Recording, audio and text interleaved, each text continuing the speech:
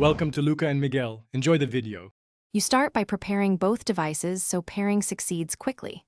First, make sure your iPhone has Bluetooth and Wi-Fi enabled and the Wagon R is in ACC or on so the head unit is active. Once done, check and update firmware or iOS if either is very old. Outdated software often blocks discovery.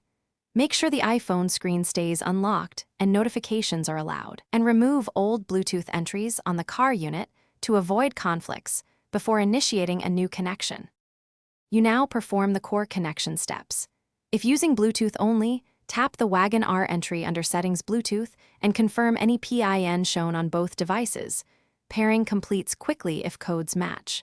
For wired CarPlay, use a certified Lightning cable and plug into the USB port marked for phones. The head unit should prompt to enable CarPlay. For wireless CarPlay, put the head unit into Bluetooth or wireless CarPlay pairing mode by holding the phone/voice button. Then accept you finish by granting permissions and testing features so the setup becomes reliable. After allowing contacts, messages, and navigation access, run a quick call, play music, and start navigation to confirm audio and mic function. Adjust in car levels if needed. If something fails, don't panic.